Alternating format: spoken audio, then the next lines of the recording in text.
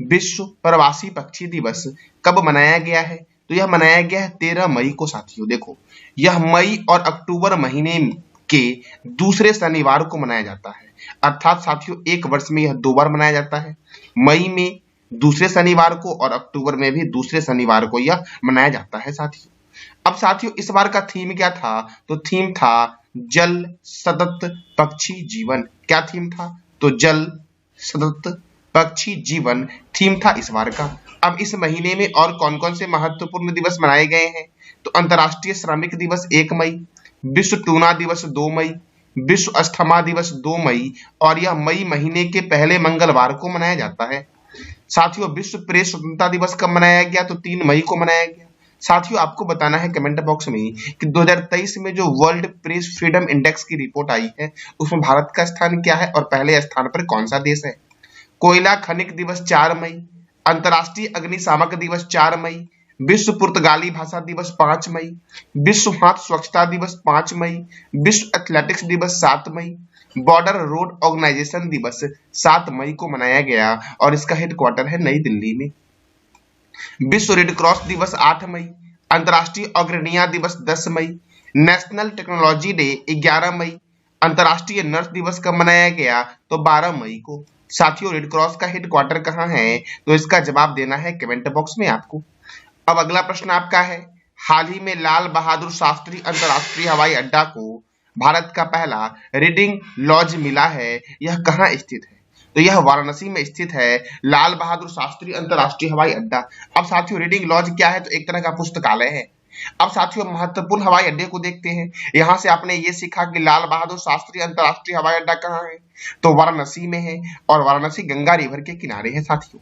देखो लखनऊ है गोमती रिवर के किनारे, दिल्ली है यमुना रिवर के किनारे और आपको बताना है कमेंट बॉक्स में कि अहमदाबाद कौन से रिवर के किनारे है साथियों।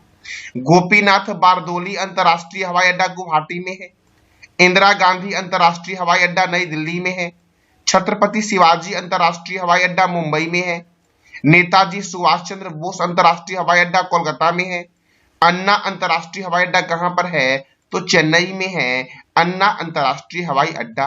बाबा साहब अंबेडकर अंतर्राष्ट्रीय हवाई अड्डा नागपुर में है, सरदार वल्लभ भाई पटेल अंतर्राष्ट्रीय हवाई अड्डा अहमदाबाद में है, चौधरी चरण सिंह अंतर्राष्ट्रीय हवाई अड्डा लखनऊ में है, लाल बहादुर शास्त्री अंतर्राष्ट्रीय हवाई अड्डा वाराणसी में है, श्री गुरु रामदास जी अंतर्राष्ट्रीय हवाई अड्डा अमृतसर में है, शेख अल आलम अंतर्राष्ट्रीय हवाई अड्डा कहाँ है? तो श्रीनगर में है, राजीव गांधी अंतर्राष्ट्रीय हवाई अड्डा हैदराबाद में है, वीर सावरकर अंतर्राष्ट्रीय हवाई अड्डा पोर्ट ब्लेयर में है, देवी अहिल्याबाई होलकर अंतर्राष्ट्रीय हवाई अड्डा कहाँ है?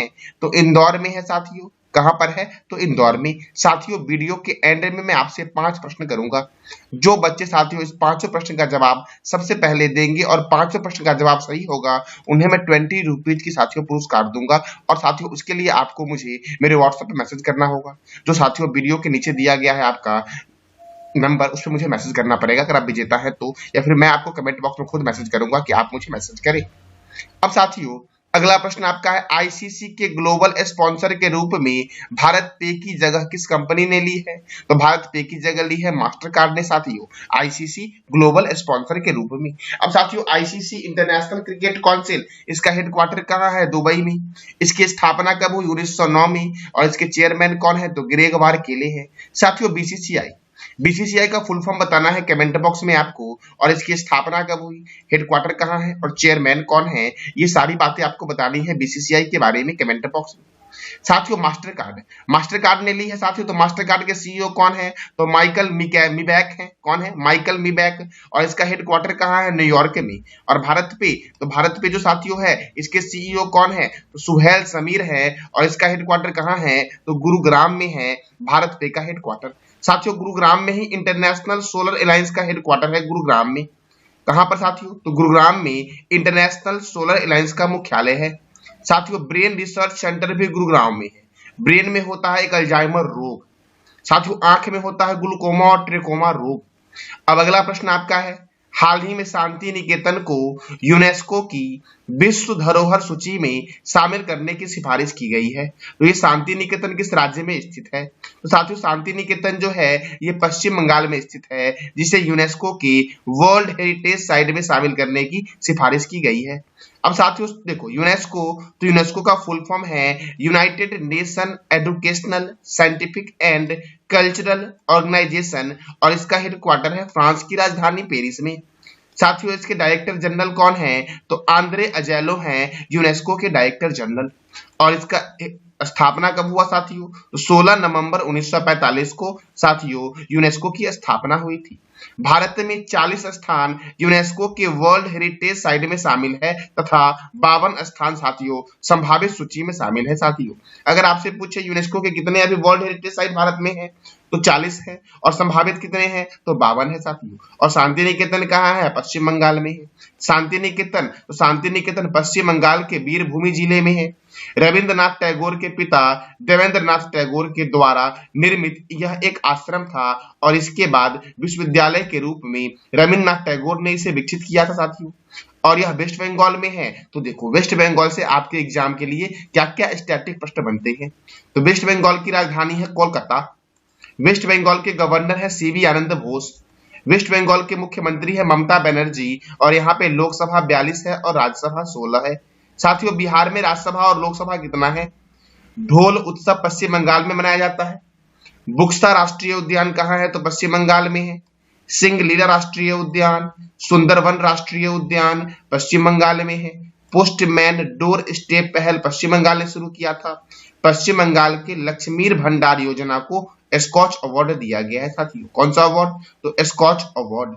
हावड़ा से न्यू जलपाईगुड़ी को जोड़ने वाला हावड़ा रेलवे स्टेशन से वंदे भारत एक्सप्रेस को वर्चुअली मोदी जी के द्वारा हरी झंडी दिखाई गई थी।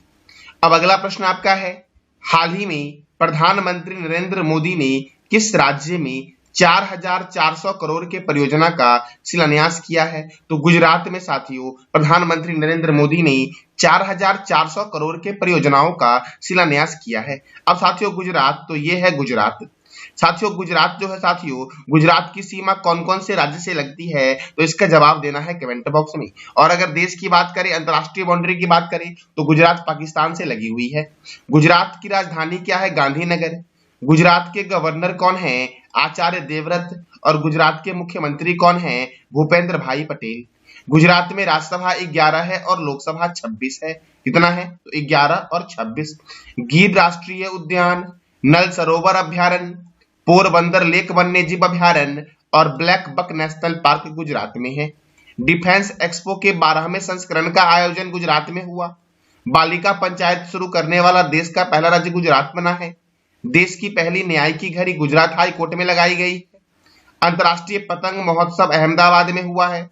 और बाजरा उत्सव साथियों कहाँ हुआ है? तो गांधीनगर में हुआ है। साथियों बाजरा उत्सव बहुत जगह हो रहा है साथियों, बहुत सारे शहरों में हुआ है। तो बाजरा उत्सव कहाँ हुआ है? गांधीनगर में भी हुआ है, बिहार में भी साथियों हुआ है एक जगह। साथियों अब अगला प्रश्न आपका है, हाल ही में किस राज्य सरकार ने बहु विवाह वैधता की जांच के लिए एक पैनल की स्थापना की है? तो असम ने साथियों बहु विवाह वैधता की जांच के लिए एक पैनल की स्थापना की है। और इस पैनल में कितने मेंबर है? 4 मेंबर हैं। ये साथियों आपको दिख रहा होगा, ये साथियों असम है जो पूर्वोत्तर भारत का दूसरा सबसे बड़ा राज्य है। तो पूर्वोत्तर भारत का सबसे बड़ा राज्य कौन सा है? अरुणाचल प्रदेश। और पूर्वोत्तर भारत का सबसे छोटा राज्य कौन सा है? तो क्या बोलोगे आप? सिक्किम है साथियों। पूर्वोत्तर भारत में 8 राज्य साथियों है, लेकिन पूर्वोत्तर भारत को 7 सिस्टर्स बोलते हैं। सिक्किम साथियों पूर्वोत्तर भारत के 7 सिस्टर्स में शामिल नहीं है। सिक्किम पूर्वोत्तर भारत का राज्य तो है लेकिन 7 सिस्टर्स में शामिल नहीं है साथियों। देखो ये असम है। अगर आपसे पूछे कि असम की सीमा कौन कौन से राज्य से लगती है, देखो ये है पश्चिम बंगाल, ये है मेघालय साथियों, ये है त्रिपुरा, ये है मिजोरम साथियों, ये है मणिपुर, ये है नागालैंड साथियों और ये है अरुणाचल प्रदेश। ये सब राज्यों से असम की सीमा लगती है साथियों। अब इस समिति के अध्यक्ष कौन है? तो इस समिति के अध्यक्ष हैं न्यायमूर्ति रूमी फुक्कन। और अन्य सदस्य कौन कौन से हैं? तो असम के मुख्य कार्यकारी मुख्यालय अधिवक्ता देवजीत साइकिलिया, अतिरिक्त अधिवक्ता जनरल नलीन कोहली और वरिष्ठ अधिवक्ता किवूर जमान साथियों। और मुख्य कौन है साथियों? हेड कौन है? तो रूमी फुक्कन है साथियों। अब असम, तो असम की राजधानी क्या है? दिसपुर है। असम के गवर्नर कौन है? तो असम के गवर्नर है गुलाब चंद्र कटारिया। असम के मुख्यमंत्री कौन है? हेमंत बिस्वा शर्मा। असम में राज्यसभा सीट 7 है और लोकसभा सीट 14 है। मानस राष्ट्रीय उद्यान, नमेरी राष्ट्रीय उद्यान, राजीव गांधी औरंग राष्ट्रीय उद्यान, चक्रशिला वन्यजीव अभयारण्य, नामबोर वन्यजीव अभयारण्य और देहिंग पटकई राष्ट्रीय उद्यान कहाँ पर है? तो असम में है। पोवा वन्यजीव अभयारण्य, रायमोना राष्ट्रीय उद्यान, काजीरंगा राष्ट्रीय उद्यान एक सिंह वाला गेंडा के लिए प्रसिद्ध है जो असम में है। गोपीनाथ बारदोली अंतरराष्ट्रीय हवाई अड्डा कहाँ है? तो गुवाहाटी में है गोपीनाथ बारदोली अंतरराष्ट्रीय हवाई अड्डा। डॉक्टर भूपेन हजारिका स्टेडियम कहाँ है? तो गुवाहाटी में है। साथियों, तपोवन एनजीओ को चिल्ड्रेन हैप्पीनेस अवार्ड 2023 दिया गया है। किसको? तो तपोवन एनजीओ को, जो असम का एक एनजीओ है साथियों। अब अगला प्रश्न आपका है, हाल ही में किस स्पेस एजेंसी ने 2025 तक पहला वाणिज्यिक अंतरिक्ष स्टेशन स्थापित करने की घोषणा की है? तो स्पेस एक्स ने साथियों। अब स्पेस एक्स साथियों, तो स्पेस एक्स के सीईओ है एलन मस्क साथियों। नासा का हेडक्वार्टर कहाँ है साथियों? तो नासा का हेडक्वार्टर है आपका वॉशिंगटन में। इसरो का हेडक्वार्टर है बेंगलुरु में और साथियों जापान का ये स्पेस एजेंसी है जक्सा। साथियों, इसरो की स्थापना हुई 1969 में, नासा की स्थापना हुई 1958 में और स्पेस एक्स की स्थापना हुई 2002 में। तो स्पेस एक्स के सीईओ कौन है? Elon Musk. स्पेस एक्स की स्थापना कब हुई? 14 मार्च 2002 को और इसका हेडक्वार्टर है कैलिफोर्निया में। साथियों, नासा के चेयरमैन कौन हैं और इसरो के चेयरमैन कौन हैं, इसका जवाब देना है आपको कमेंट बॉक्स में। अब अगला प्रश्न आपका है, ओपन चैलेंज प्रोग्राम 2.0 किसने लॉन्च किया है? तो ओपन चैलेंज प्रोग्राम 2.0 साथियों स्टार्टअप को बढ़ावा देने के लिए राष्ट्रीय इस्पात निगम ने लॉन्च किया है साथियों। किसने? तो राष्ट्रीय इस्पात निगम ने। साथियों, नीति आयोग का हेडक्वार्टर कहाँ है? नई दिल्ली में है। अब वर्तमान में केंद्रीय गृह मंत्री कौन है? तो अमित शाह साथियों हैं। अब देखो, राष्ट्रीय इस्पात निगम, तो इसका हेडक्वार्टर है विशाखापट्टनम में और विशाखापट्टनम जो साथियों है ये बंदरगाह भी है। विशाखापट्टनम बंदरगाह जो भारत का सबसे गहरा बंदरगाह है। राष्ट्रीय इस्पात निगम के चेयरमैन और एमडी कौन है? अतुल भट्ट है और इसकी स्थापना हुई थी 18 फरवरी 1982 को साथियों। कब हुई थी? 18 फरवरी 1982 को। अब अगला प्रश्न आपका है, हाल ही में किसने फूड डिलीवरी ऐप वायु लॉन्च किया है साथियों? WAA वायु लॉन्च किसने किया है? तो सुनील शेट्टी ने साथियों फूड डिलीवरी ऐप वायु लॉन्च किया है साथियों। अब अगला प्रश्न आपका है, हाल ही में भारत और किस देश के बीच 35वां कॉर्पेट अभ्यास का आयोजन हुआ है? तो साथियों भारत और थाईलैंड के बीच 35वां कॉर्पेट अभ्यास का आयोजन हुआ है। ये आपको साथियों मैप में दिख रहा होगा, ये हमारा प्यारा देश भारत है और यहाँ पर साथियों थाईलैंड है। कौन सा देश है ये? तो थाईलैंड है साथियों।